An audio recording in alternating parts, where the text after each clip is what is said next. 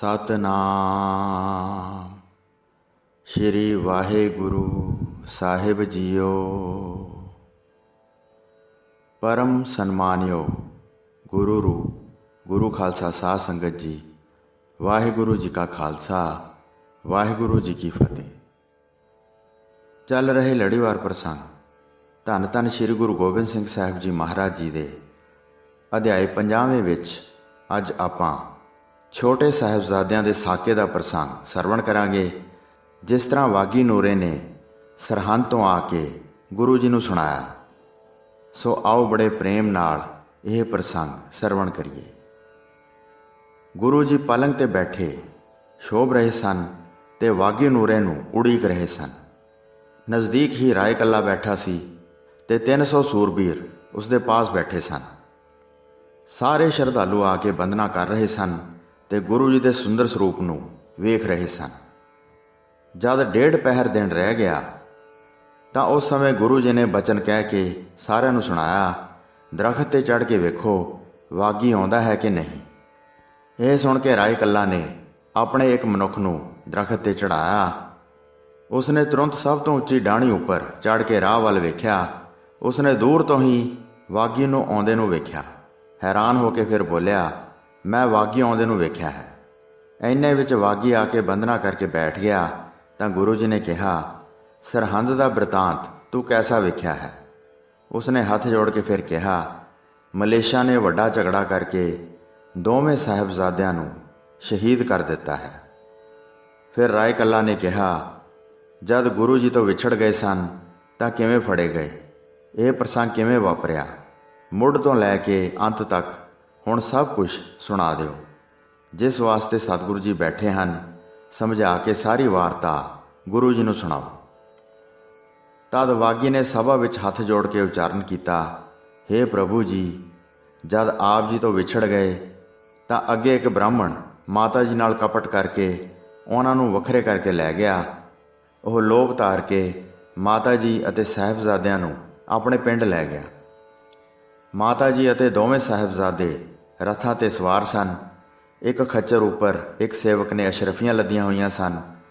उस ब्राह्मण ने माता जी अते साहिबजादियां दा अपने घर विच उतारा करवा के सारियां वस्तां उतार लईयां। उस पिंड दा नाम खेड़ी सी ते ब्राह्मण वड्डा नीच अते अधर्मी सी। उसने कुछ मसंदी भी कीती सी, इस करके माता जी नूं पहचानदा सी। जद माता जी नूं धन सहित वेख्या तां मिठे वचन कह के नाल लै लिया। उसने खच्चर उपर अशरफियां दियां खुरजियां लदियां वेखियां। माता जी अते साहिबजादे बहुत पैंडा करके आए सन ते बहुत थक गए सन, इस करके वह आराम करन लग पए। ब्राह्मण अख बचा के अशरफियां दियां खुरजियां चुक के घर दे अंदर लै गया ते धरती विच इस प्रकार दब दित्तियां जिवें उन्हां बारे जाणदा ही नहीं। फिर कई बारी पापी ब्राह्मण आके बोलता रहा, इस पिंड दे लोग चोर हैं, अपनी सावधानी रखो, अपनियां वस्तां संभाल के रखो। मैं कह के सुणाउंदा हाँ, मैनू फिर किसी प्रकार का दोष ना देना, मैं सारा भेद दसदा हाँ। सेवक उस समय बाहर गया सी, वह भी उस समय आ गया। हनेरा होण उपर माता जी ने सारियां वस्तां संभालण वास्ते उसनूं लाया। तद सेवक ने माता जी नूं कहा कि विच अशरफियां वालियां खुरजियां नहीं हैं, होर वस्त्राद सारे मौजूद हैं। यह सुन के माता जी ने कहा, ब्राह्मण घर विच है, होर कोई नहीं है, जां असीं हाँ जां ओह है। उसने किते रखियां होणगियां, किते अंदर होणगियां। यह सुन के सेवक ने ब्राह्मण नूं पुछया, खुरजियां तूं लईआं हन साम संभाल वास्ते, किते अंदर तां नहीं रख लईआं। यह सुन के नीच ब्राह्मण ने मन विच दुष्टता धार के उच्ची बोल के कहा, जान हूल के रखण दा मैनू यह गुण दिता है। नौरंगे दी बादशाही है, मेरे उपर दोष ना लाओ, तुरंत थानू आके फड़ लैणगे। मैनू तुसी चोर बनाउंदे हो, मैनू अगे जाके की फल दिओगे। मैं जीवन बचाया है, हुण मैनू तुहाडे उपर कोई एतबार नहीं, तुरंत मेरे घर विचों निकल जाओ। जे कोई मनुख ये सुन लवेगा कि इसने अपने घर विच गुरु जी दे माता जी रखे हैं तां तुरंत मैनू कैद कर लैणगे। तुरक गुरु जी उपर बहुत गुस्से हैं। तुहाडे सपुत्र ने ਬਹੁਤ ਤੁਰਕ ਮਾਰੇ ਹਨ, ਕੋਈ ਭਲਾਈ ਨਹੀਂ ਕੀਤੀ ਹੈ। ਉਹ ਬਾਦਸ਼ਾਹ ਨੂੰ ਜਿੱਤਣਾ ਚਾਹੁੰਦੇ ਹਨ, ਸਦਾ ਬੜਾ ਉੱਦਮ ਮਚਾਇਆ ਸੀ। ਮੈਂ ਤੁਹਾਨੂੰ ਆਪਣੇ ਘਰ ਵਿੱਚ ਆ ਕੇ ਉਤਾਰਿਆ ਹੈ, ਪਰ ਤੁਸੀਂ ਮੇਰੇ ਉੱਪਰ ਚੋਰੀ ਦਾ ਦੋਸ਼ ਲਾਉਂਦੇ ਹੋ। ਜਿੱਧਰ ਜਾਣਾ ਚਾਹੁੰਦੇ ਹੋ ਉੱਧਰ ਕਿਉਂ ਨਹੀਂ ਜਾਂਦੇ ਹੋ? ਹਾਲੇ ਤਾਂ ਮੇਰੇ ਨਾਲ ਬਹੁਤ ਥੋੜ੍ਹੀ ਬੀਤੀ ਹੈ। ਉੱਚੀ ਆਵਾਜ਼ ਵਿੱਚ ਬੋਲ ਕੇ ਬਹੁਤ ਮਨੁੱਖਾਂ ਨੂੰ ਸੁਣਾਉਂਦਾ ਸੀ। ਗੁਰੂ ਜੀ ਦੇ ਮਾਤਾ ਜੀ ਡਰਦੇ ਸਨ ਤੇ ਸੋਚਦੇ ਸਨ ਕਿ ਪੋਤਰਿਆਂ ਨੂੰ ਲੈ ਕੇ ਕਿਧਰੇ ਭੱਜ ਨਾ ਜਾਵੇ। ਫਿਰ ਵੀ ਝੂਠਾ ਬ੍ਰਾਹਮਣ ਰਹਿ ਨਾ ਸਕਿਆ, ਚਾਹੁੰਦਾ ਸੀ ਕਿ ਇਹਨਾਂ ਨੂੰ ਫੜਾ ਦਿਆਂ, ਸਾਰੀਆਂ ਅਸ਼ਰਫੀਆਂ ਆਪਣੇ ਪਾਸ ਰੱਖ ਲਵਾਂ, ਕਿਸੇ ਨੂੰ ਪਤਾ ਵੀ ਨਹੀਂ ਲੱਗੇਗਾ। ਉੱਚੀ ਉੱਚੀ ਬੋਲਦਾ ਹੌਲੀ ਹੌਲੀ ਪਿੰਡ ਵਿੱਚ ਚਲੇ ਗਿਆ। ਜਿੱਥੇ ਪਿੰਡ ਦੇ ਚੌਧਰੀ ਦਾ ਘਰ ਸੀ ਉੱਥੇ ਜਾ ਕੇ ਦੱਸਿਆ। ਚੌਧਰੀ ਨੂੰ ਆਪਣੇ ਨਾਲ ਲੈ ਕੇ ਇਸ ਪ੍ਰਕਾਰ ਗਿਣਤੀ ਕੀਤੀ, ਚਲੋ ਮੋਰਿੰਡੇ ਜਾ ਕੇ ਸਾਰਾ ਭੇਦ ਦੱਸੋ ਜਿਹੜਾ ਤੁਸੀਂ ਜਾਣਿਆ ਹੈ। ਤੁਰਕ ਪਾਸੋਂ ਬਹੁਤ ਇਨਾਮ ਦਾ ਧਨ ਲਵਾਂਗੇ ਤੇ ਵੱਡੀ ਵਡਿਆਈ ਪਾਵਾਂਗੇ। ਤੁਰਕ ਗੁਰੂ ਵੈਰੀ ਦੀ ਮਾਤਾ ਜੀ ਅਤੇ ਪੁੱਤਰਾਂ ਨੂੰ ਫੜ ਕੇ ਬਹੁਤ ਪ੍ਰਸੰਨ ਹੋਣਗੇ। ਇਸ ਪ੍ਰਕਾਰ ਦੋਵਾਂ ਨੇ ਸਲਾਹ ਕੀਤੀ ਤੇ ਫਿਰ ਤੁਰੰਤ ਦੌੜਦੇ ਹੋਏ ਚਲੇ ਗਏ। ਉੱਥੇ ਕੁਝ ਤੁਰਕ ਦੀ ਸੈਨਾ ਗੁਰੂ ਜੀ ਨੂੰ ਲੱਭਣ ਵਾਸਤੇ ਆਈ ਸੀ। ਦੋਵੇਂ ਪਾਪੀ ਮੋਰਿੰਡੇ ਪਿੰਡ ਵਿੱਚ ਪਹੁੰਚ ਗਏ ਤੇ ਸੈਨਾਪਤੀ ਪਾਸ ਸਾਰਾ ਬਿਰਤਾਂਤ ਕਹਿਣ ਵਾਸਤੇ ਗਏ। ਕਹਿਣ ਲੱਗੇ, ਹੇ ਮੀਆਂ ਜੀ, ਸਾਨੂੰ ਕੁਝ ਇਨਾਮ ਬਖਸ਼ੋ। ਗੁਰੂ ਜੀ ਦੀ ਮਾਤਾ ਅਤੇ ਉਹਨਾਂ ਦੇ 2 ਪੁੱਤਰ ਆਪਣੇ ਘਰ ਵਿੱਚ ਲਿਆਏ ਹਾਂ, ਆਪ ਚੱਲ ਕੇ ਉਹਨਾਂ ਨੂੰ ਫੜ ਲਓ, ਕਿਸੇ ਪ੍ਰਕਾਰ ਵੀ ਦੇਰ ਨਾ ਲਾਓ। ਬਾਦਸ਼ਾਹ ਦੇ ਪਾਸ ਲੈ ਕੇ ਪਹੁੰਚੋ ਤੇ ਉਹਨਾਂ ਪਾਸੋਂ ਬਖਸ਼ੀਸ਼ ਲਵੋ। ਇਹ ਸੁਣ ਕੇ ਫੌਜੀਆਂ ਨੇ ਤੁਰੰਤ ਆਪਣੇ ਘੋੜਿਆਂ ਉੱਪਰ ਕਾਠੀਆਂ ਪਾਈਆਂ ਤੇ ਬੜੇ ਉਤਾਵਲੇ ਹੋ ਕੇ ਚਲੇ ਗਏ। ਹੇ ਗੁਰੂ ਜੀ, ਮਾਤਾ ਜੀ ਸਹਿਤ ਦੋਵੇਂ ਸਾਹਿਬਜ਼ਾਦੇ ਰੱਥਾਂ ਵਿੱਚ ਚੜ੍ਹਾ ਲਏ। ਤਦ ਮੂਰਖਾਂ ਨੇ ਵੱਡਾ ਭੈੜਾ ਕਾਰਾ ਕੀਤਾ। ਫਿਰ ਸਰਹੰਦ ਨਗਰ ਵੱਲ ਲੈ ਗਏ ਤੇ ਸਾਰਾ ਪੈਂਡਾ ਲੰਘ ਆਏ। ਜਿੱਥੇ ਵਜੀਦ ਖਾਂ ਸੂਬੇ ਦਾ ਸਾਰਾ ਭਾਰੀ ਦਲ ਉਤਰਿਆ ਸੀ, ਉਸ ਨੂੰ ਕਿਹਾ, ਨਵਾਬ ਜੀ, ਅਸੀਂ ਗੁਰੂ ਗੋਬਿੰਦ ਸਿੰਘ ਜੀ ਦੇ ਮਾਤਾ ਜੀ ਅਤੇ 2 ਪੁੱਤਰਾਂ ਨੂੰ ਫੜ ਕੇ ਲਿਆਏ ਹਾਂ। ਰਾਤ ਸਮੇਂ ਚੱਲ ਕੇ ਆਏ ਤੇ ਸਵੇਰ ਹੋਣ ਤੇ ਪਹੁੰਚ ਗਏ। ਨਵਾਬ ਨੇ ਕਿਹਾ, ਜਿੱਥੇ ਇਕਾਤੀ ਬੁਰਜ ਹੈ ਉਸ ਵਿੱਚ ਉਤਾਰਾ ਕਰਵਾ ਦਿਓ। ਉੱਥੇ ਸਿਪਾਹੀ ਖੜੇ ਰਹਿਣ ਤੇ ਪੂਰੀ ਤਕੜਾਈ ਰੱਖੋ। ਫਿਰ ਸਰਹੰਦ ਦੇ ਲੋਕ ਸੁਣ ਕੇ ਦੌੜ ਆਉਂਦੇ ਸਨ। ਵੇਖ ਕੇ ਬ੍ਰਾਹਮਣ ਨੂੰ ਪੁੱਛਦੇ ਸਨ ਤੇ ਸਾਰੇ ਗਾਲਾਂ ਕੱਢਦੇ ਸਨ। ਧਿਰਕਾਰ ਹੈ ਇਸ ਧਰੋਹੀ ਕਿਰਤਕਾਂਡ ਨੂੰ। ਮੂਰਖ ਨੇ ਪੁਕਾਰ ਕਰਕੇ ਕੀ ਲੈ ਲਿਆ ਹੈ? ਸ਼੍ਰੀ ਗੁਰੂ ਗੋਬਿੰਦ ਸਿੰਘ ਜੀ ਜਗਤ ਦੇ ਗੁਰੂ ਹਨ ਤੇ ਸਭ ਦੇ ਦਾਤਾ ਅਤੇ ਸੁਆਮੀ ਹਨ। ਉਹਨਾਂ ਦੇ ਸਪੁੱਤਰਾਂ ਨੂੰ ਇਸ ਲੂਣ ਹਰਾਮੀ ਨੇ ਫੜਵਾ ਦਿੱਤਾ ਹੈ। ਗੁਰੂ ਜੀ ਨੇ ਲੱਖਾਂ ਜੀਆਂ ਦਾ ਉਧਾਰ ਕੀਤਾ ਹੈ ਤੇ ਹਿੰਦੂ ਧਰਮ ਦੀ ਰਾਖੀ ਕੀਤੀ ਹੈ। ਜਿਨ੍ਹਾਂ ਦੇ ਪਿਤਾ ਜੀ ਆਪਣਾ ਸਿਰ ਦੇ ਕੇ ਜ਼ਾਲਮਾਂ ਦੀ ਜੜ ਦੇ ਨਾਸ਼ ਕਰਨ ਦੇ ਚਾਹਵਾਨ ਹੋਏ, ਜਿਨ੍ਹਾਂ ਦੇ ਚਰਨ ਕਮਲਾਂ ਨੂੰ ਦੇਵਤੇ ਅਤੇ ਦੈਂਤ ਪੂਜਦੇ ਹਨ ਤੇ ਜੋਗੀ ਰਿਸ਼ੀ ਹਿਰਦੇ ਵਿੱਚ ਧਿਆਨ ਧਾਰ ਕੇ ਚੰਗੀ ਗਤੀ ਪ੍ਰਾਪਤ ਕਰਦੇ ਹਨ। ਉਹਨਾਂ ਦੇ ਨਾਲ ਅਧਰਮ ਕਰਕੇ ਭੈੜਾ ਕਰਮ ਕਮਾਇਆ ਹੈ। ਨਰਕ ਵੀ ਨੱਕ ਵੱਟੇਗਾ ਤੇ ਤੈਨੂੰ ਆਪਣੇ ਵਿੱਚ ਪਾਏ ਜਾਣ ਤੇ ਸਹਿ ਵੀ ਨਹੀਂ ਸਕੇਗਾ। ਤੂੰ ਕੁੰਭੀ ਨਰਕ ਵਿੱਚ ਡਿੱਗੇਗਾ। ਤੇਰੇ ਵਰਗਾ ਹੋਰ ਕੋਈ ਦੂਜਾ ਪਾਪੀ ਨਹੀਂ ਹੈ। ਵੱਡਾ ਦੁੱਖ ਬਰਦਾਸ਼ਤ ਕਰੇਗਾ। ਬ੍ਰਾਹਮਣਾਂ ਦੇ ਘਰ ਤੂੰ ਜਨਮ ਲਿਆ ਹੈ ਤੇ ਚੰਡਾਲਾਂ ਵਾਲਾ ਕੰਮ ਕੀਤਾ ਹੈ। ਹੇ ਕਸਾਈ, ਇਹ ਤੂੰ ਕੀ ਕੀਤਾ ਹੈ? ਲੱਖਾਂ ਵਾਰ ਤੈਨੂੰ ਧਿਰਕਾਰ ਹੈ। ਤੂੰ ਬਹੁਤ ਵੱਡੀ ਸਜ਼ਾ ਪ੍ਰਾਪਤ ਕਰੇਗਾ। ਇਸ ਪ੍ਰਕਾਰ ਉੱਥੇ ਨਗਰ ਦੇ ਬਹੁਤ ਲੋਕ ਇਕੱਠੇ ਹੋ ਕੇ ਮਿਲੇ ਤੇ ਬਹੁਤ ਵੱਡੀ ਭੀੜ ਹੋ ਗਈ। ਦੋਵਾਂ ਸਾਹਿਬਜ਼ਾਦਿਆਂ ਨੂੰ ਵੇਖਦੇ ਸਨ, ਜਿਨ੍ਹਾਂ ਦੇ ਬੜੇ ਸੁੰਦਰ ਸਰੂਪ ਸਨ। ਫਿਰ ਸਾਰਿਆਂ ਨੂੰ ਹਟਾ ਕੇ ਉੱਥੇ ਹੀ ਲੈ ਗਏ ਜਿੱਥੇ ਬੁਰਜ ਵਿੱਚ ਗੁਰੂ ਜੀ ਦੇ ਮਾਤਾ ਜੀ ਨੇ ਉਤਾਰਾ ਕਰਵਾਇਆ ਸੀ। ਸਿਪਾਹੀਆਂ ਨੇ ਜਿੱਥੇ ਬਿਠਾਇਆ ਉੱਥੇ ਬੈਠ ਗਏ ਤੇ ਇੱਕ ਪਾਸ ਪੋਤਰੇ ਵੀ ਬਿਠਾ ਲਏ। ਤੁਰਕਾਂ ਦੀ ਕੈਦ ਵਿੱਚ ਪੈ ਕੇ ਸੋਚ ਕੇ ਪਛਤਾਉਂਦੇ ਸਨ, ਹੁਣ ਕੀ ਵਾਰਤਾ ਹੋਵੇਗੀ ਅਤੇ ਵੈਰੀ ਕੀ ਕਰਨਗੇ।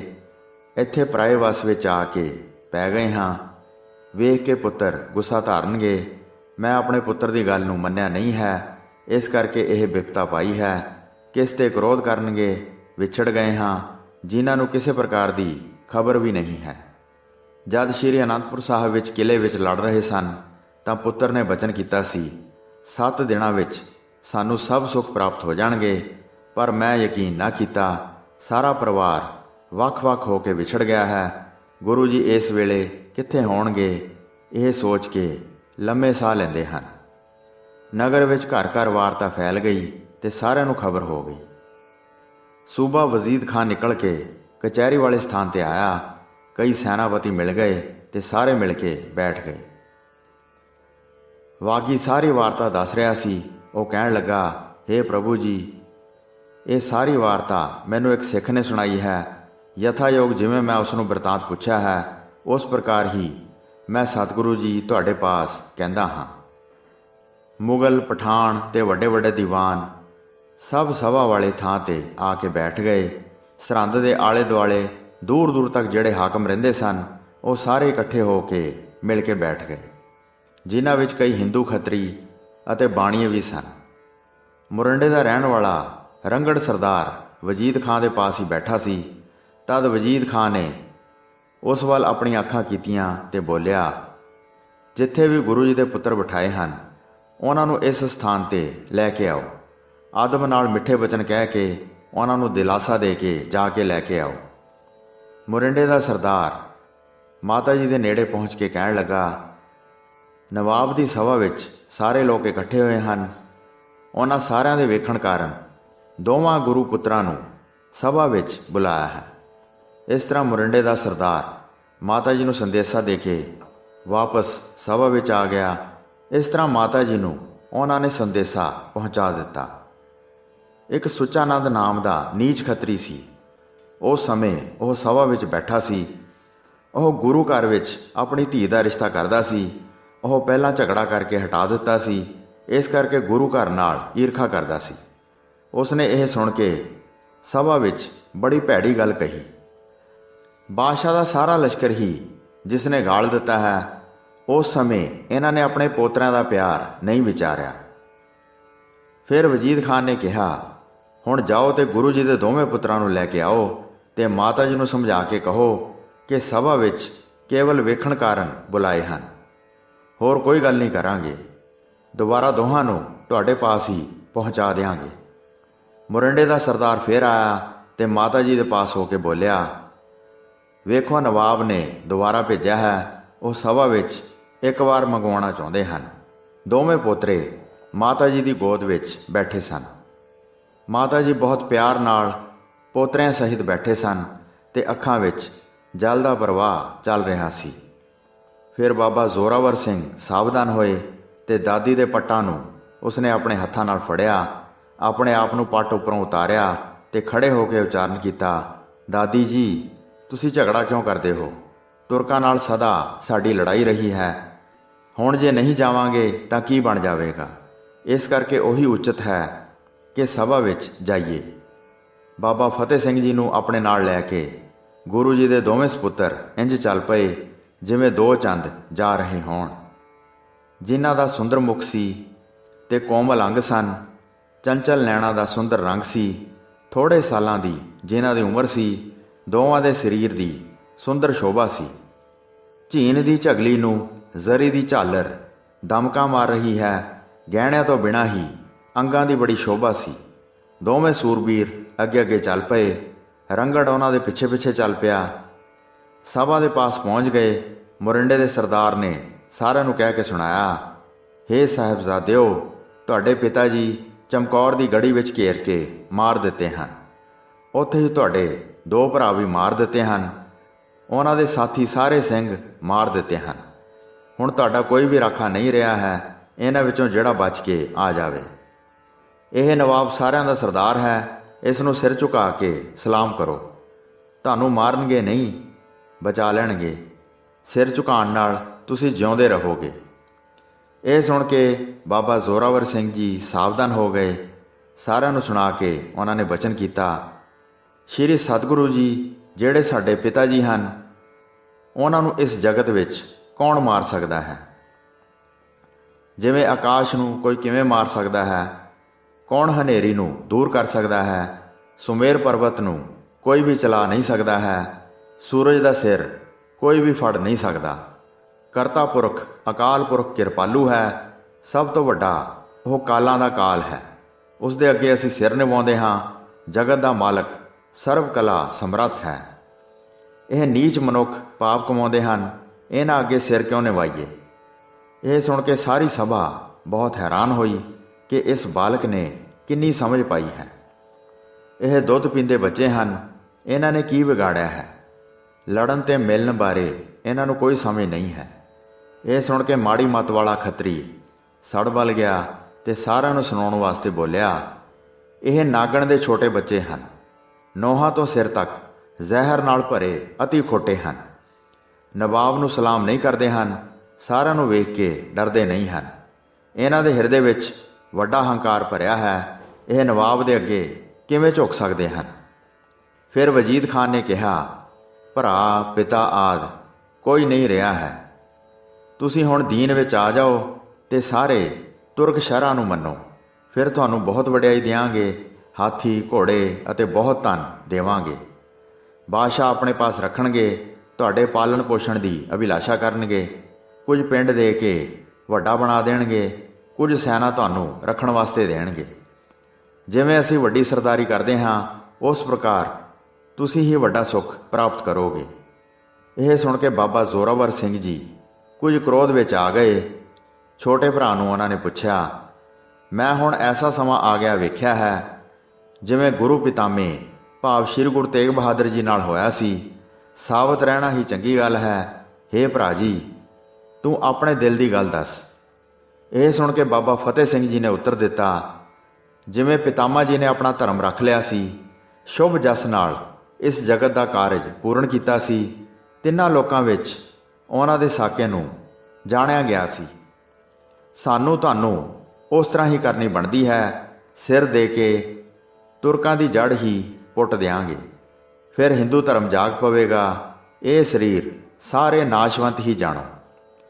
ਦੀਨ ਵਿੱਚ ਲਿਆਉਣ ਵਾਸਤੇ ਦਾਦਾ ਜੀ ਨੂੰ ਵੀ ਬਹੁਤ ਕੁਝ ਦੇਣ ਲਈ ਕਹਿੰਦੇ ਰਹੇ ਸਨ, ਪਰ ਉੱਚ ਧਰਮ ਦੇ ਧੁਰੰਦਰ ਨੇ ਧੀਰਜ ਧਾਰਨ ਕਰ ਛੱਡਿਆ ਸੀ, ਇਹਨਾਂ ਦੇ ਕਹਿਣ ਉੱਪਰ ਜੁੱਤੀ ਮਾਰੀ ਸੀ।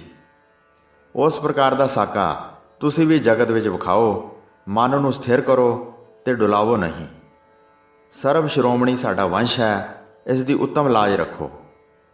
ਜਦ ਆਪਣੇ ਛੋਟੇ ਭਰਾ ਦੇ ਧੀਰਜ ਭਰੇ ਬਚਨ ਸੁਣੇ ਤਾਂ ਬਾਬਾ ਜ਼ੋਰਾਵਰ ਸਿੰਘ ਜੀ ਗੁੱਸੇ ਭਰੇ ਨੈਣ ਕਰਕੇ ਬੋਲੇ, ਸ਼ਰਾਂ ਦੇ ਸਿਰ ਅਸੀਂ ਜੁੱਤੀ ਮਾਰਦੇ ਹਾਂ, ਅਸੀਂ ਆਪਣਾ ਧਰਮ ਨਹੀਂ ਵਿਗਾੜਾਂਗੇ। ਸਾਡੇ ਵੰਸ਼ ਵਿੱਚ ਇਸ ਪ੍ਰਕਾਰ ਰੀਤ ਚੱਲਦੀ ਆਈ ਹੈ, ਅਸੀਂ ਆਪਣਾ ਸਿਰ ਦੇ ਦਿੰਦੇ ਹਾਂ ਪਰ ਆਪਣਾ ਧਰਮ ਨਹੀਂ ਹਾਰਦੇ। ਤੁਹਾਡੀਆਂ ਜੜ੍ਹਾਂ ਪੁੱਟਣ ਵਾਸਤੇ ਅਸੀਂ ਸਿਰ ਦੇਣ ਤੋਂ ਕਦੀ ਵੀ ਨਹੀਂ ਡਰਾਂਗੇ। ਓਏ ਮਾੜੀ ਮੱਤ ਵਾਲਿਓ, ਕਿੱਥੇ ਭੁੱਲੇ ਫਿਰਦੇ ਹੋ? ਝੂਠੇ ਪਦਾਰਥਾਂ ਪਿੱਛੇ ਅਸੀਂ ਲੋਭ ਵਿੱਚ ਨਹੀਂ ਆਉਂਦੇ। ਸੱਚਾ ਧਰਮ ਸਦਾ ਸਾਡੇ ਨਾਲ ਹੈ। ਕਿਹੜਾ ਐਸਾ ਮੂਰਖ ਹੈ ਜਿਹੜਾ ਇਸ ਨੂੰ ਭੰਗ ਕਰੇ? ਸ਼੍ਰੀ ਗੁਰੂ ਤੇਗ ਬਹਾਦਰ ਸਾਹਿਬ ਜੀ ਦੀ ਅਵੱਗਿਆ ਦੀ ਅਗਨੀ ਤੁਰਕਾਂ ਦੀਆਂ ਜੜ੍ਹਾਂ ਸਾੜਨ ਲੱਗੀ ਹੋਈ ਹੈ। ਸਾਡੇ ਸਿਰ ਦੇਣ ਨਾਲ ਵੱਡੀ ਹਵਾ ਝੁੱਲੇਗੀ, ਤੁਰੰਤ ਤੁਰਕਾਂ ਨੂੰ ਸਾੜ ਦੇਵੇਗੀ, ਕਿਸੇ ਪ੍ਰਕਾਰ ਦੀ ਵੀ ਦੇਰ ਨਹੀਂ ਕਰੇਗੀ। ਬਾਬਾ ਜ਼ੋਰਾਵਰ ਸਿੰਘ ਜੀ ਦੇ ਬਚਨ ਸੁਣ ਕੇ ਹਿੰਦੂ ਤੁਰਕਾਂ ਦੀ ਸਭਾ ਬਹੁਤ ਹੈਰਾਨ ਹੋਈ। ਕਿਉਂ ਨਾ ਅਜਿਹੇ ਬਹਾਦਰੀ ਦੇ ਸ਼ਬਦ ਕਹਿੰਦੇ। ਸਤਿਗੁਰੂ ਜੀ ਦੇ ਪੁੱਤਰ ਹਨ, ਜਿਨ੍ਹਾਂ ਦੇ ਉਪਦੇਸ਼ਾਂ ਨਾਲ ਸ਼ੁਭ ਗਤੀ ਪ੍ਰਾਪਤ ਹੁੰਦੀ ਹੈ। ਸਿੱਖ ਸੰਗਤ ਅਤੇ ਉੱਥੇ ਜਿਹੜੇ ਸਾਰੇ ਹਿੰਦੂ ਸਨ, ਉਹ ਸਾਰੇ ਧੰਨ ਧੰਨ ਸਤਿਗੁਰੂ ਜੀ ਦੇ ਪੁੱਤਰ ਕਹਿਣ ਲੱਗੇ। ਸਾਰੇ ਤੁਰਕ ਸੜ ਗਏ, ਹਿਰਦੇ ਵਿੱਚ ਕਿਵੇਂ ਜਰਦੇ ਜਵਾਸਾ ਨਾਮੀ ਘਾਹ ਜਿਵੇਂ ਬਾਰਿਸ਼ ਪੈਣ ਨਾਲ ਸੜ ਜਾਂਦਾ ਹੈ। ਵਜੀਦ ਖਾਨ ਨੇ ਤਾੜਨਾ ਵਾਲੀਆਂ ਅੱਖਾਂ ਕੀਤੀਆਂ। ਡਰਦੇ ਨਹੀਂ, ਸਗੋਂ ਕੈਸੇ ਕਰੜੇ ਬੋਲ ਬੋਲਦੇ ਹਨ, ਇਹਨਾਂ ਨੂੰ ਹੁਣੇ ਮਰਵਾ ਦਿੰਦੇ ਹਾਂ। ਇਸ ਪ੍ਰਕਾਰ ਨਿਸ਼ਚਾ ਕਰਕੇ ਗੁੱਸੇ ਵਿੱਚ ਆ ਗਿਆ। ਖੱਤਰੀ ਝੂਠਾਨੰਦ ਨੇ ਫਿਰ ਨਵਾਬ ਨੂੰ ਕਿਹਾ, ਵੇਖੋ ਇਹ ਕਿਵੇਂ ਬੋਲਦੇ ਹਨ, ਡਰ ਮੰਨ ਕੇ ਹੱਥ ਨਹੀਂ ਜੋੜਦੇ ਹਨ। ਵੱਡੇ ਹੋ ਕੇ ਇਹ ਵੀ ਪਿਤਾ ਵਾਂਗ ਹੋਣਗੇ, ਜਿਨ੍ਹਾਂ ਨੇ ਲੱਖਾਂ ਦੀ ਗਿਣਤੀ ਵਿੱਚ ਲਸ਼ਕਰ ਨੂੰ ਤਬਾਹ ਕਰ ਦਿੱਤਾ ਹੈ। ਦੇਸ਼ ਵਿੱਚ ਸਦਾ ਉਦਮ ਉਠਾਉਣਗੇ, ਇਹ ਕਿਵੇਂ ਵੀ ਸਿਰ ਨਹੀਂ ਨਿਵਾਉਣਗੇ। ਹੁਣ ਫੜੇ ਗਏ ਹਨ ਤੇ ਤੁਹਾਡੇ ਵੱਸ ਵਿੱਚ ਆ ਗਏ ਹਨ।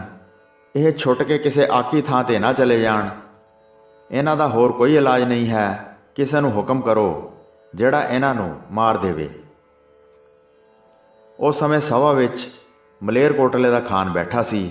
ਇਹ ਜਾਣ ਕੇ ਕਿ ਨਵਾਬ ਇਹਨਾਂ ਨੂੰ ਮਾਰ ਦੇਵੇਗਾ, ਉਹ ਉਸੇ ਵੇਲੇ ਬੋਲਿਆ, ਦੁੱਧ ਪੀਂਦੇ ਬੱਚਿਆਂ ਦਾ ਕੀ ਦੋਸ਼ ਹੈ? ਇਹਨਾਂ ਨੂੰ ਹਾਣ ਲਾਭ ਦੀ ਕੋਈ ਸਮਝ ਨਹੀਂ ਹੈ। ਜਦ ਪਾਪੀ ਨਵਾਬ ਨੇ ਇਸ ਪ੍ਰਕਾਰ ਸੁਣਿਆ ਤਾਂ ਛੇਤੀ ਛੇਤੀ ਇੱਧਰ ਉੱਧਰ ਵੇਖਣ ਲੱਗਾ। ਜੇ ਸਾਹਮਣੇ ਬੈਠੇ ਮਨੁੱਖਾਂ ਵਿੱਚੋਂ ਕਿਸੇ ਵੀ ਨਾ ਮੰਨਿਆ ਤਾਂ ਸਾਥੋਂ ਇਹ ਬਾਲਕ ਮਾਰੇ ਨਹੀਂ ਜਾਣਗੇ। ਫਿਰ ਜਦ ਸੱਜੇ ਪਾਸੇ ਵੇਖਿਆ ਤਾਂ ਧੌਣ ਨੀਵੀਂ ਕਰਕੇ ਉਸ ਸਮੇਂ ਸਾਰੇ ਬੈਠੇ ਸਨ। ਫਿਰ ਖੱਬੇ ਪਾਸੇ ਨਿਗਾਹ ਫੇਰੀ ਤਾਂ ਨਾ ਕਿਸੇ ਮੰਨੀ ਅਤੇ ਨਾ ਹੀ ਕੋਈ ਬੋਲਿਆ। ਮੂਰਖ ਨਵਾਬ ਨੇ ਕਾਹਲੀ ਨਾਲ ਪਿਛਲੇ ਪਾਸੇ ਵੱਲ ਵੇਖਿਆ ਤਾਂ ਪੱਛਮ ਦਾ ਇੱਕ ਉਦਮੀ ਗਿਲਜਾ ਉਸ ਨੂੰ ਦਿਸਿਆ, ਜਿਸ ਨੂੰ ਕਹਿਣ ਲੱਗਾ, ਬਾਲਕਾਂ ਨੂੰ ਲੈ ਕੇ ਇੱਕ ਪਾਸੇ ਹੋ ਜਾਓ ਤੇ ਦੋਵਾਂ ਦੇ ਸਿਰ ਧੜ ਨਾਲੋਂ ਵੱਖ ਕਰ ਦਿਓ। ਇਹ ਰੱਖਣ ਦੇ ਲਾਇਕ ਨਹੀਂ ਹਨ। ਇਹ ਦੇਸ਼ ਵਿੱਚ ਵੱਡਾ ਫਤੂਰ ਖੜਾ ਕਰਨਗੇ। ਇਹ ਸੁਣ ਕੇ ਫਿਰ ਗਿਲਜਾ ਉਹਨਾਂ ਨੂੰ ਲੈ ਕੇ ਗਿਆ ਤੇ ਸਭਾ ਦੇ ਓਹਲੇ ਹੋ ਗਿਆ। ਪਾਪੀ ਦਇਆ ਰਹਿਤ ਮਾੜੀ ਮੱਤ ਵਾਲੇ ਨੇ ਫਿਰ ਵੱਡੀ ਤਲਵਾਰ ਮਿਆਨ ਵਿੱਚੋਂ ਬਾਹਰ ਖਿੱਚੀ। ਗੁਰੂ ਜੀ ਦੇ ਸਪੁੱਤਰ ਧੀਰਜ ਧਾਰ ਕੇ ਖੜੇ ਰਹੇ। ਕਿਸੇ ਪ੍ਰਕਾਰ ਵੀ ਉਹਨਾਂ ਨੇ ਆਪਣੇ ਮਨਾਂ ਨੂੰ ਦੀਨ ਨਾ ਕੀਤਾ। ਧਰਮ ਵਾਸਤੇ ਉਹ ਸਿਰ ਦੇਣਾ ਚਾਹੁੰਦੇ ਸਨ। ਤੁਰਕਾਂ ਦੀ ਜੜ ਨਾਸ਼ ਕਰਨੀ ਚਾਹੁੰਦੇ ਸਨ। ਆਪਣੇ ਦਾਦਾ ਜੀ ਦੀ ਗੱਲ ਯਾਦ ਕਰਦੇ ਸਨ। ਆਪਣੇ ਵੱਡੇ ਵੰਸ਼ ਦੀ ਲਾਜ ਰੱਖਣੀ ਚਾਹੁੰਦੇ ਸਨ। ਪਾਪੀ ਨੇ ਫਿਰ ਤਲਵਾਰ ਚਲਾਈ ਤੇ ਬਾਬਾ ਜ਼ੋਰਾਵਰ ਸਿੰਘ ਦਾ ਸੀਸ ਡੇਗ ਦਿੱਤਾ। ਫਿਰ ਦੂਸਰਾ ਵਾਰ ਕੀਤਾ ਤੇ ਬਾਬਾ ਫਤਿਹ ਸਿੰਘ ਜੀ ਦਾ ਸੀਸ ਲਾ ਦਿੱਤਾ। ਜਿੱਥੇ ਕਿੱਥੇ ਹਾਹਾਕਾਰ ਮਚ ਗਈ ਤੇ ਜੈ ਜੈ ਦਾ ਸ਼ਬਦ ਦੇਵਤਿਆਂ ਵਿੱਚ ਗੂੰਜਿਆ। ਧੰਨ ਗੁਰੂ ਜੀ ਦੇ ਸਪੁੱਤਰ ਹਨ, ਜਿਨ੍ਹਾਂ ਨੇ ਇੰਨਾ ਧੀਰਜ ਧਾਰਨ ਕੀਤਾ ਹੈ, ਧਰਮ ਵਾਸਤੇ ਆਪਣੇ ਸਿਰ ਵਾਰ ਦਿੱਤੇ ਹਨ। ਛੋਟੀ ਉਮਰ ਸੀ, ਫਿਰ ਫੜੇ ਹੋਏ ਸਨ। ਇਹਨਾਂ ਵਰਗੀ ਹੋਰ ਕੌਣ ਦ੍ਰਿੜਤਾ ਕਰ ਸਕਦਾ ਹੈ। ਤੁਰਕਾਂ ਦੀਆਂ ਜੜ੍ਹਾਂ ਪੁੱਟਣ ਵਾਸਤੇ ਆਨੰਦ ਧਾਰ ਕੇ ਗੁਰੂਪੁਰੀ ਵਿੱਚ ਚਲੇ ਗਏ। ਸਾਰੇ ਵੈਰੀਆਂ ਦੀ ਕੁੱਲ ਨੂੰ ਕਲੰਕਿਤ ਕਰ ਦਿੱਤਾ ਤੇ ਉਹਨਾਂ ਦਾ ਸਾਰਾ ਰਾਜ ਤੇਜ ਖੋਹ ਲਿਆ। ਉਸ ਸਮੇਂ ਸਾਰੇ ਹਿੰਦੂ ਤੁਰਕ ਸੁੱਚਾਨੰਦ ਖੱਤਰੀ ਨੂੰ ਗਾਲਾਂ ਕੱਢਦੇ ਸਨ। ਇਹ ਦੋਖੀ ਵੱਡਾ ਚੰਡਾਲ ਹੈ। ਇਹ ਬਾਲਕ ਵੇਖੇ ਹਨ, ਜਿਨ੍ਹਾਂ ਨੇ ਭਿਆਨਕ ਬਚਨ ਕਹੇ ਹਨ। ਸਿੱਖ ਸੰਗਤ ਹਾਹਾਕਾਰ ਕਰ ਰਹੀ ਸੀ। ਉਹ ਇਹ ਜਾਣ ਗਏ ਕਿ ਹੁਣ ਤੁਰਕਾਂ ਦੀਆਂ ਜੜ੍ਹਾਂ ਪੁੱਟੀਆਂ ਜਾਣਗੀਆਂ। ਇੱਕ ਟੋਡਰਮਲ ਨਾਮੀ ਸਿੱਖ ਬਹੁਤ ਅਮੀਰ ਸੀ। ਜਦ ਉਸਨੇ ਸਾਹਿਬਜ਼ਾਦਿਆਂ ਦੇ ਫੜਨ ਬਾਰੇ ਸੁਣਿਆ ਤਾਂ ਉਸਨੇ ਦਿਲ ਵਿੱਚ ਵਿਚਾਰ ਕੀਤੀ ਕਿ ਬਹੁਤ ਧਨ ਦੇ ਕੇ ਤੁਰਕਾਂ ਪਾਸੋਂ ਛੁਡਵਾ ਲਵਾਂਗਾ। ਜਿੱਥੇ ਗੁਰੂ ਜੀ ਹਨ ਉੱਥੇ ਪਹੁੰਚਾ ਦਿਆਂਗਾ ਤੇ ਸਾਰੇ ਜਗਤ ਵਿੱਚ ਵਡਿਆਈ ਪਾਵਾਂਗਾ। ਧਨ ਦਾ ਕੀ ਹੈ, ਸਾਰਾ ਨਾਸ਼ ਹੋ ਜਾਣਾ ਹੈ। ਗੁਰੂ ਜੀ ਮੈਨੂੰ ਅਮਰ ਪਦਵੀ ਬਖਸ਼ਣਗੇ। ਉਹ ਬੜੀ ਕਾਹਲੀ ਨਾਲ ਚੱਲ ਕੇ ਆਇਆ, ਪਰ ਸਭਾ ਵਿੱਚ ਵੇਖ ਕੇ ਉਸਨੇ ਬੜਾ ਦੁੱਖ ਪਾਇਆ। ਉਸਨੇ ਬਾਹਰ ਲੋਕਾਂ ਪਾਸੋਂ ਸੁਣਿਆ ਕਿ ਬਾਲਕਾਂ ਨੂੰ ਸ਼ਹੀਦ ਕਰ ਦਿੱਤਾ ਹੈ। ਉਸ ਸਮੇਂ ਉਹ ਚਿੱਤ ਵਿੱਚ ਬਹੁਤ ਦੁਖੀ ਹੋਇਆ। ਉਸ ਸਮੇਂ ਵਿਸ਼ਾਲ ਆਫਤ ਆਈ, ਧਰਤੀ ਕੰਬ ਗਈ ਤੇ ਭੁਚਾਲ ਆ ਗਿਆ। ਬਹੁਤ ਹਨੇਰੀ ਚੱਲ ਪਈ ਤੇ ਵੱਡਾ ਤੂਫਾਨ ਆਇਆ। ਧੂੜ ਅਤੇ ਕੰਕਰ ਉੱਡ ਰਹੇ ਸਨ। ਸਾਰਿਆਂ ਦੇ ਨੈਣਾਂ ਵਿੱਚ ਘੱਟਾ ਭਰ ਗਿਆ। ਬੱਦਲਾਂ ਤੋਂ ਬਗੈਰ ਹੀ ਬੱਦਲ ਗੱਜਦੇ ਸੁਣਾਈ ਦਿੱਤੇ। ਸਾਰੇ ਸਿਰ ਮਾਰ ਕੇ ਪਛਤਾਉਂਦੇ ਸਨ। ਜਿਹੜੇ ਸਿਆਣੇ ਬੁੱਧੀਮਾਨ ਸਨ ਉਹ ਵਿਚਾਰ ਕਰਦੇ ਸਨ। ਉਹ ਕਹਿੰਦੇ ਸਨ ਕਿ ਵੱਡਾ ਕਹਿਰ ਹੋਇਆ ਹੈ, ਬੜੇ ਉਪੱਦਰ ਉੱਠਣਗੇ ਤੇ ਰਾਜ ਦਾ ਨਾਸ਼ ਹੋ ਜਾਏਗਾ। ਇਸ ਵਿੱਚ ਕੋਈ ਸ਼ੱਕ ਨਹੀਂ ਕਿ ਤੁਰਕਾਂ ਦਾ ਵਿਨਾਸ਼ ਹੋ ਜਾਏਗਾ। ਸਾਰੇ ਕੁਲਹਿਣੇ ਕੁਕਰਮ ਵੇਖੇ ਹਨ। ਟੋਡਰਮਲ ਬਹੁਤ ਦੁਖੀ ਹੋਇਆ। ਉਹ ਤੁਰੰਤ ਉੱਥੇ ਗਿਆ ਜਿੱਥੇ ਮਾਤਾ ਜੀ ਬੈਠੇ ਸਨ। ਉਹ ਚਿੰਤਾਵਸ ਹੋ ਕੇ ਇੱਕ ਮੂਰਤੀ ਵਾਂਗ ਬੈਠੇ ਸਨ। ਉਹ ਆਪਣੇ ਪੋਤਰਿਆਂ ਦੀ ਇੰਤਜ਼ਾਰ ਕਰ ਰਹੇ ਸਨ ਕਿ ਉਹ ਸਭਾ ਵਿੱਚੋਂ ਫਿਰ ਕਦ ਆਉਣਗੇ। ਕੈਦ ਰਹਿਣਗੇ, ਫਿਰ ਕਿਸੇ ਵਿਧੀ ਨਾਲ ਛੁੱਟ ਜਾਣਗੇ। ਜੀਵਤ ਰਹਿ ਕੇ ਫਿਰ ਸਾਰੇ ਸੁੱਖ ਪ੍ਰਾਪਤ ਕਰਨਗੇ। ਮਨ ਦੇ ਅਤ ਪਿਆਰਿਆਂ ਨੂੰ ਭੇਜ ਕੇ ਇਕੱਲੇ ਬੈਠੇ ਸਨ। ਉਹ ਉੱਥੇ ਗਏ ਸਨ ਜਿੱਥੇ ਤੁਰਕਾਂ ਨੇ ਸਭਾ ਇਕੱਠੀ ਕੀਤੀ ਸੀ। ਹੁਣ ਆਉਣਗੇ। ਬੜਾ ਲੰਮਾ ਸਮਾਂ ਬੀਤ ਗਿਆ ਹੈ। ਇਸ ਪ੍ਰਕਾਰ ਮਾਤਾ ਜੀ ਦੇ ਚਿੱਤ ਵਿੱਚ ਵੱਡੀ ਚਿੰਤਾ ਸੀ। ਇੰਨੇ ਵਿੱਚ ਟੋਡਰਮਲ ਉੱਥੇ ਪਹੁੰਚ ਗਿਆ। ਹੱਥ ਜੋੜ ਕੇ ਉਸਨੇ ਚਰਨ ਕਮਲਾਂ ਤੇ ਬੰਦਨਾ ਕੀਤੀ। ਉਹ ਬੜਾ ਬੇਹਾਲ ਸੀ ਤੇ ਹੰਝੂਆਂ ਨਾਲ ਉਸ ਦਾ ਮੂੰਹ ਧੋਤਾ ਗਿਆ ਸੀ। ਉਸ ਦਾ ਗਲਾ ਰੁਕਿਆ ਹੋਇਆ ਸੀ ਤੇ ਕੁਝ ਵੀ ਬੋਲਿਆ ਨਹੀਂ ਸੀ ਜਾਂਦਾ। ਟੋਡਰਮਲ ਦੀ ਦੁਖੀ ਦਿਸ਼ਾ ਵੇਖ ਕੇ ਮਾਤਾ ਜੀ ਦੇ ਦਿਲ ਵਿੱਚ ਹੌਲ ਉੱਠਿਆ ਤੇ ਉਹ ਕਹਿਣ ਲੱਗੇ, ਹੇ ਭਾਈ, ਕਹੋ ਤੂੰ ਕੌਣ ਹੈ? ਕਿਉਂ ਅਤ ਦੁਖੀ ਹੋਇਆ ਹੈ ਅਤੇ ਕਿਸ ਦੇ ਵਾਸਤੇ ਇੰਨਾ ਦੁੱਖ ਮਨਾਇਆ ਹੈ? ਟੋਡਰਮਲ ਨੇ ਕਿਹਾ, ਹੇ ਮਾਤਾ ਜੀ, ਹੁਣ ਬੈਠੇ ਕੀ ਪੁੱਛਦੇ ਹੋ? ਮੈਂ ਦੋਵੇਂ ਗੁਰੂ ਜੀ ਦੇ ਪੁੱਤਰ ਸ਼ਹੀਦ ਹੋਏ ਵੇਖੇ ਹਨ। ਮੈਂ ਜਿਉਂਦਾ ਰਿਹਾ ਹਾਂ, ਮੇਰੀ ਛਾਤੀ ਨਹੀਂ ਫਟੀ ਹੈ। ਮੇਰੇ ਨਾਲੋਂ ਤਾਂ ਪੱਥਰ ਵੀ ਕੋਮਲ ਹਨ।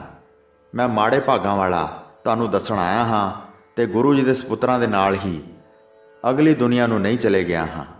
ਮੈਂ ਆਪਣੇ ਘਰ ਦਾ ਸਾਰਾ ਧਨ ਦੇ ਦਿੰਦਾ, ਜਿਵੇਂ ਤਿਵੇਂ ਕਰਕੇ ਉਹਨਾਂ ਸਾਹਿਬਜ਼ਾਦਿਆਂ ਨੂੰ ਬਚਾ ਲੈਂਦਾ। ਮੈਂ ਕਿਸੇ ਨੂੰ ਹੁਣ ਕੀ ਦੱਸਾਂ, ਮੇਰੀ ਸਿੱਖੀ ਸਾਬਤ ਨਹੀਂ ਹੋਈ ਹੈ। ਮਾਤਾ ਜੀ ਨੇ ਟੋਡਰ ਮੱਲ ਦਾ ਤਿੱਖੇ ਤੀਰ ਵਰਗਾ ਬਚਨ ਸੁਣਿਆ, ਜਿਹੜਾ ਕੰਨਾਂ ਨੂੰ ਵਿੰਨ੍ਹ ਕੇ ਹਿਰਦੇ ਵਿੱਚ ਲੱਗਾ।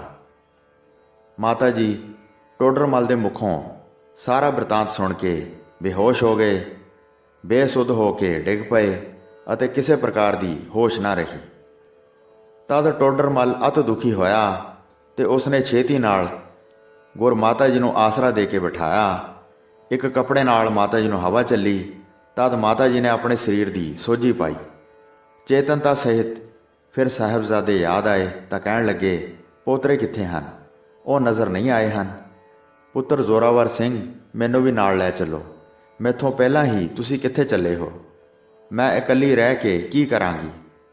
ਇਸ ਪ੍ਰਕਾਰ ਮੈਂ ਤੁਰੰਤ ਆਪਣਾ ਸਰੀਰ ਤਿਆਗ ਦਿਆਂਗੀ।